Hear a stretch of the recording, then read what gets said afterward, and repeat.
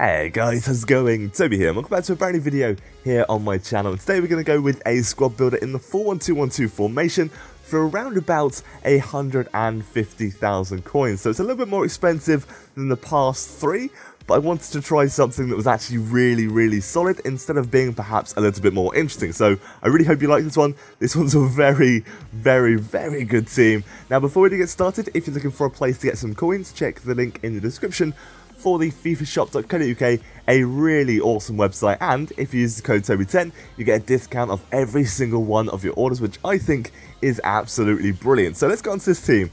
Now the one thing that I might recommend to you guys is changing the goalkeeper when you get in game. Now obviously you won't lose any chemistry, but if you throw, say, Courtois onto the bench, and then once the game's loaded up, you pause, you make your substitution, and you get Laurie the hell off your team, because I thought he was dreadful. He couldn't save the easiest of shots, and that is literally the only downside I could find with this team. Other than that, it's awesome. It's really solid team that I think is genuinely worth the money. But Laurie, oh my god, he was bad. Like, the slowest P-rollers of shots were just falling into the back of the net, and I just didn't understand it. I don't know how he couldn't save it. But then saying that, some of the ridiculous powerful shots, he'd fly across the goal and save, and I just didn't understand it.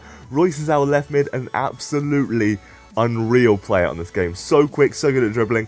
You'll see in some of the clips just how good Royce is, and Schweinsteiger as well is a solid defender. He is so good. 6 foot tall, 80 defending, 86 passing, and 81 shooting. He's got an absolute rocket of a shot.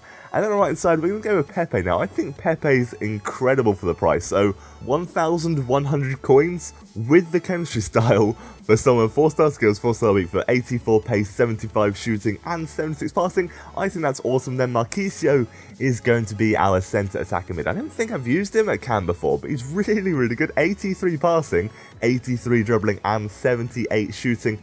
He's got a bit of a weird work rate, but I found it to work really well in game. It didn't cause any problems whatsoever. Di Natale is going to be our left-hand side striker with a high-low work rate, which I think is awesome. 4-star weak foot, 4-star skills, 86 pace, 80 passing as well, which is always nice to have on a striker. Usually your strikers aren't too great at passing, but these two really are, and it helps out a lot. Vucinic, I was pretty surprised. He was a lot better than I thought, and I thought he was actually better than Di Natale. I really did prefer him. He scored a lot more goals. I think in the 7 games that I played, he scored 6, whereas Di Natale only scored 4. I think that's not bad at all. Vucinic thoroughly did impress me. And I think it's because of his height. I don't think I'm very good with the shorter players, especially the shorter strikers. So let's get into some gameplay, and I can have a little chat about how the team worked and how it performed. And Vucinic here, just showing he works like an absolute horse. He really doesn't stop.